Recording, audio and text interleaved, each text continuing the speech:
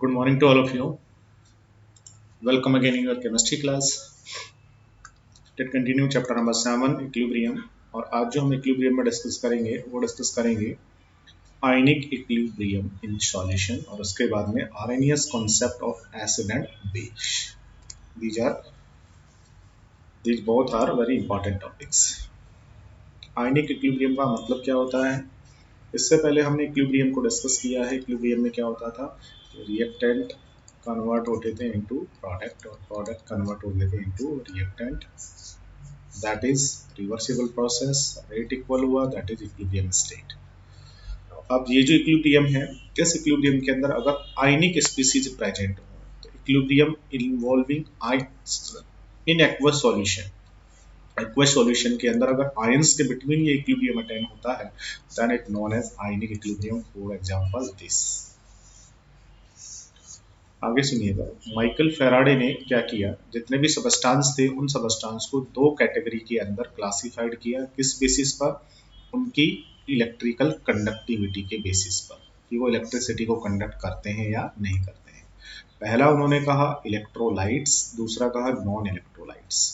Electrolytes क्या होते हैं बेटा? इस तरीके के सबस्टांस जो कि अपने एक्वस सॉल्यूशन में इलेक्ट्रिसिटी को कंडक्ट करते हैं are known as electrolytes. Non electrolytes किसको कहेंगे? ऐसे सबस्टांस जो अपने एक्वस सॉल्यूशन में इलेक्ट्रिसिटी को कंडक्ट नहीं करते हैं are known as non electrolyte. For example, अगर आपके पास में NaCl हो, इसको अगर हम प्योर वाटर में डिजोल्व करें तो NaCl डिसोसिएट हो जाता है जिससे फ्री आयंस बन जाते हैं. और ये जो फ्री आयंस बने हैं, ये फ्री आयंस क्या करते हैं? इलेक्ट्रिसिटी को कंडक्ट करते हैं. बस राइट. लेकिन अगर हमारे पास में शुगर हो, उसको अगर प्योर वाटर में डिजोल्व करें तो शुगर यहाँ जाकर के आयन प्रोड्यूस नहीं करता, इसलिए इलेक्ट्रिसिटी को कंडक्ट नहीं करता. तो सबस्टांस को उनके एक्वस सॉल्यूशन में इलेक्ट्रिसिटी कंडक्ट करते हैं या नहीं करते, इस बेसिस पर दो पार्ट में बांट सकते हैं. इलेक्ट्रोलाइट जो कि कंडक्ट करते हैं, नॉन इलेक्ट्रोलाइट जो कि एक्वस सॉल्यूशन में इलेक्ट्रिसिटी को कंडक्ट नहीं करते हैं. उसके बाद ये जो इलेक्ट्रोलाइट्स थे, इन इलेक्ट्रोलाइट को फेराडे ने फिर से दो पार्ट में क्लासिफाइड किया, strong electrolyte and weak electrolyte. Strong electrolyte किसको कहेंगे? That is very simple. Strong electrolyte कहेंगे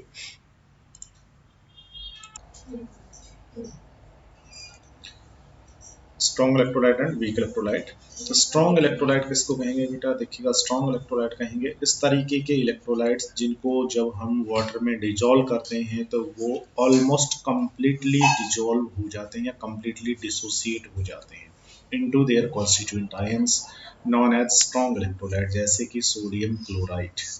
सोडियम क्लोराइड NaCl ये आपने लिया, इसको अगर हम वाटर में डालें तो बेटा जैसे इसको वाटर में डालते हैं ये ऑलमोस्ट कंप्लीटली अपने कॉन्स्टिट्यूएंट आयंस में डिसोसिएट हो जाता है. That is strong electrolyte. Weak electrolyte किसको कहेंगे? इस तरीके का इलेक्ट्रोलाइट जिसको एक्वस सॉल्यूशन में डालने पर कंप्लीटली डिसोसिएट नहीं होता है, क्या कहलाता है? वीक इलेक्ट्रोलाइट कहलाता है. और वीक जो इलेक्ट्रोलाइट होते हैं बेटा वो कंप्लीटली डिसोसिएट नहीं होते हैं, इसका मतलब वो अनडिसोसिएट भी रहते हैं. इसीलिए क्या होता है बेटा?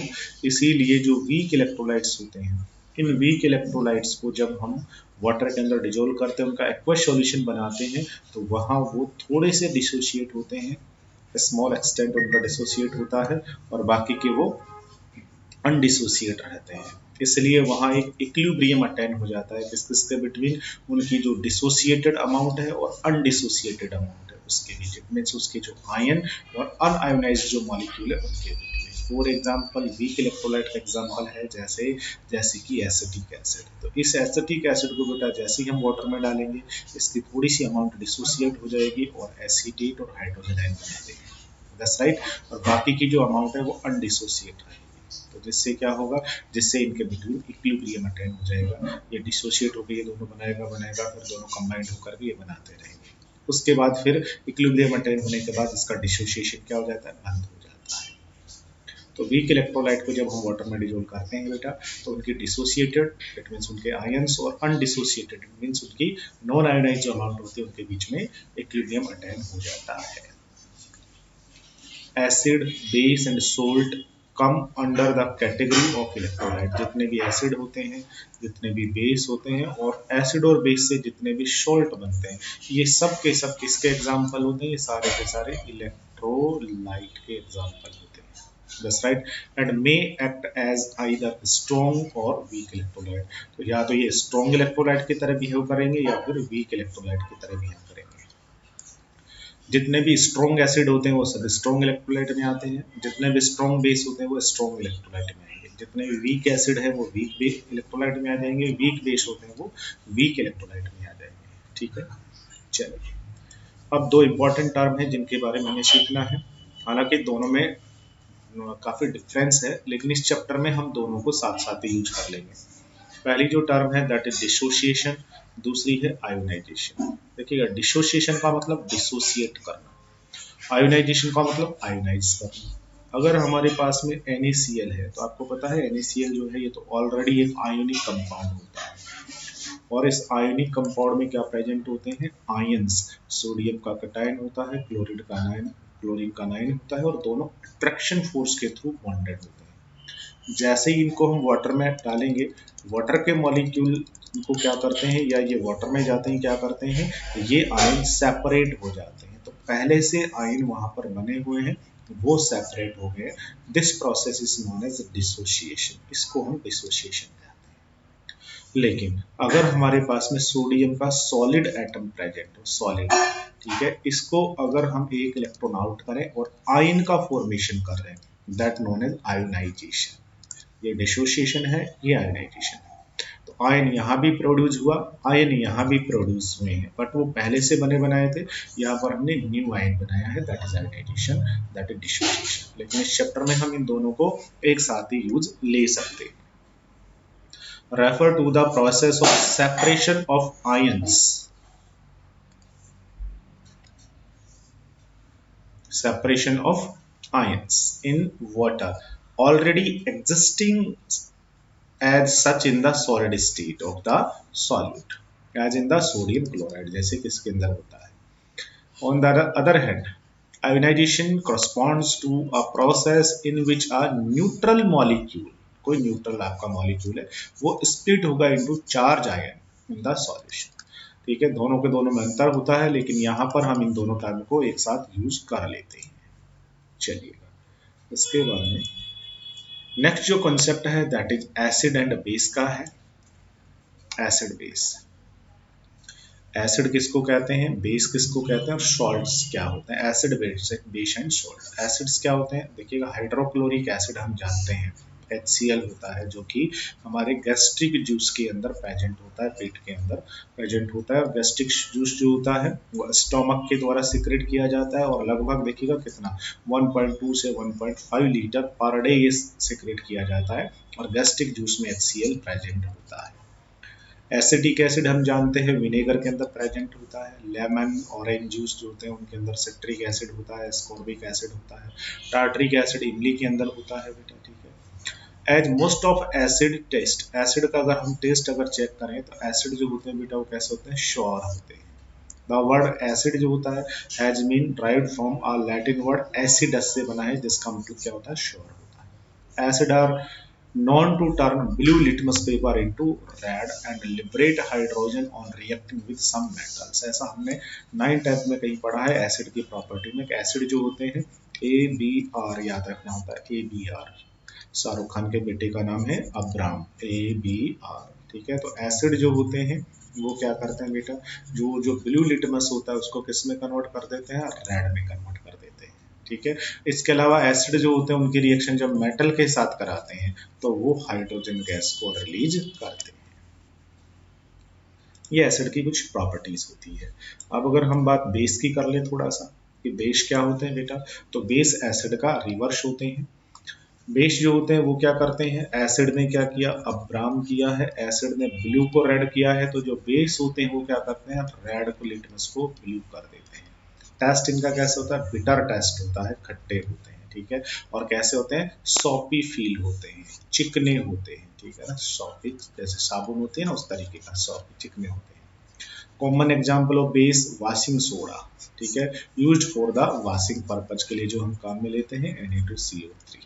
ठीक है, इससे क्या बनता है, NaOH बनता है वाटर में जाने के बाद में। सॉल्ट क्या होते हैं बेटा, वेल नोन है, सॉल्ट आपने पढ़ा है कि जब भी एसिड और बेस दोनों आपस में रिएक्ट करते हैं तो वो क्या बनाते हैं, सॉल्ट का फॉर्मेशन करते हैं और साथ में वाटर बनता है। तो एसिड कोई भी और बेस आपने लिया है, दोनों रिएक्ट करेंगे, सॉल्ट और साथ में क्या बनेगा, वाटर का फॉर्मेशन होता है। Some commonly known example of salt are sodium chloride, बहुत कॉमन एग्जाम्पल है। इसके अंदर आपने बेस क्या लिया है, NaOH, एसिड क्या लिया है, HCl, दोनों जब रिएक्ट करेंगे बेटा तो यहाँ से वाटर कहाँ चला जाएगा, बाहर, और NaCl आपका बन जाता है। ठीक है, डाइट के अंदर हम इसको काम में लेते हैं, जो कि NaCl और NaOH और HCl से मिलकर के बना होता है। अब एक बहुत इंपॉर्टेंट टर्म आती है, इसको आपको समझना है, dissolution of sodium chloride in water, या किसी भी सॉल्ट को जब हम डिसोल्व करते हैं वाटर के अंदर। Dissolution of sodium chloride in water, sodium chloride को अगर हम वाटर में डिसोल्व करें तो क्या होता है, देखिएगा। सोडियम क्लोराइड आपको पता है आयनिक कंपाउंड होता है, सॉलिड स्टेट में होता है। जब ये सॉलिड स्टेट में होता है तो बेटा इसके अंदर क्या होते हैं, सोडियम के कैटायन होते हैं, क्लोरीन के अनाइंस होते हैं, और ये अट्रैक्शन फोर्स के थ्रू जुड़े होते हैं।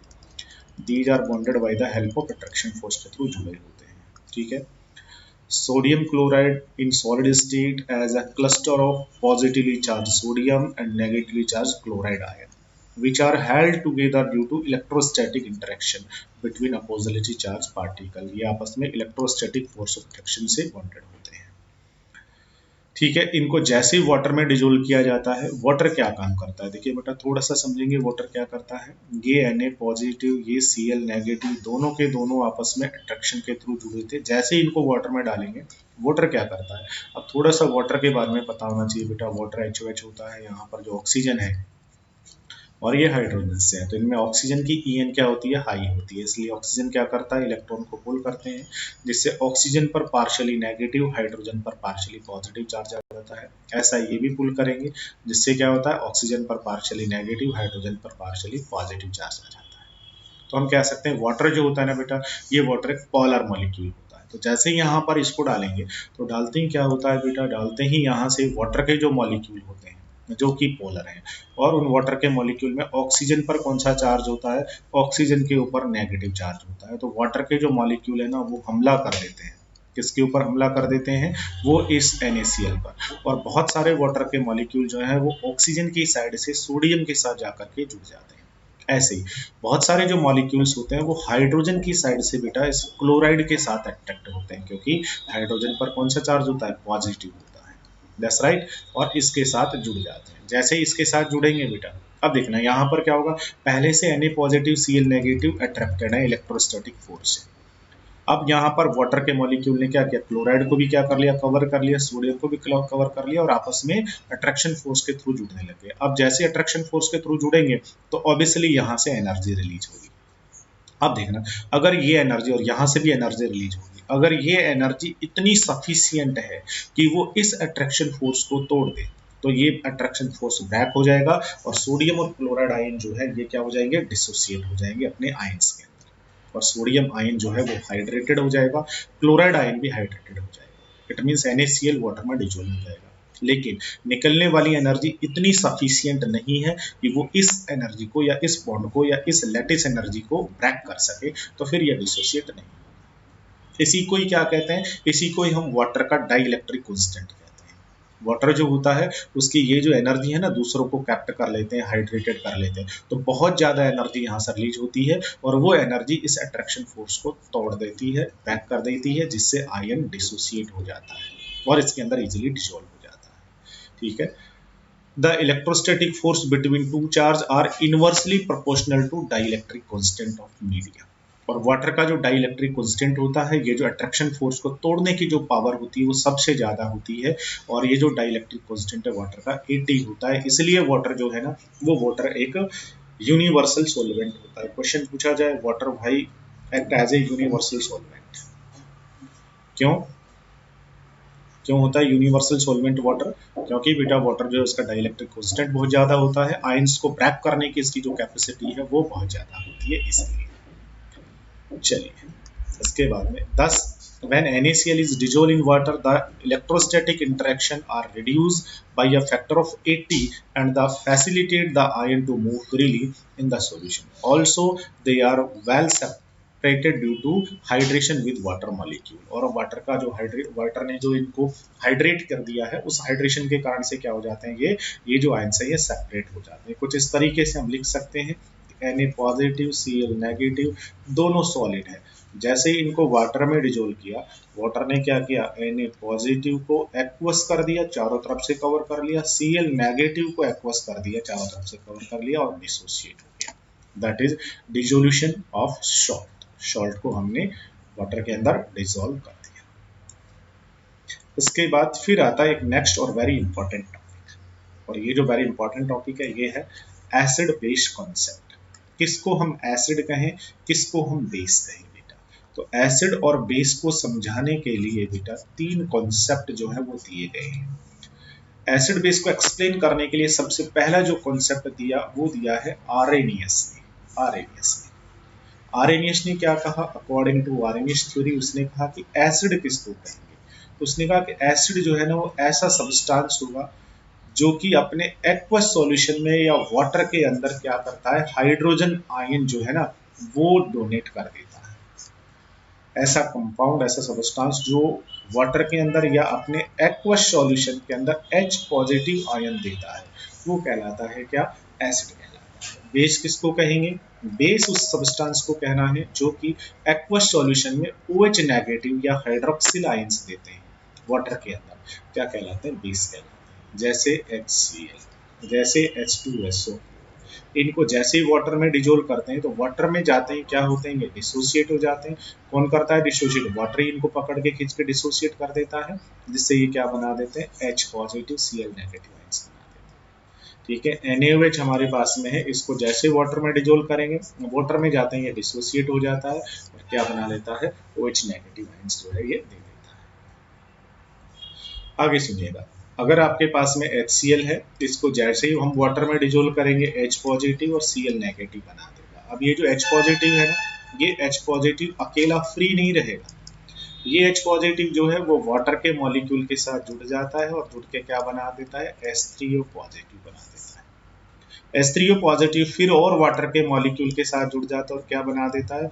H5O2 पॉजिटिव आयंस बना देता है। सेम ऐसे जो OH नेगेटिव आयंस बनते हैं वो भी फ्री नहीं होते, क्योंकि बेस को जब हम डिजोल्व करेंगे तो OH नेगेटिव आयन मिलेंगे, वो भी एक्वस होंगे, वो भी वाटर के अंदर जुड़ जाते हैं और क्या बना देते हैं? H3O2 नेगेटिव आयंस बना देते हैं।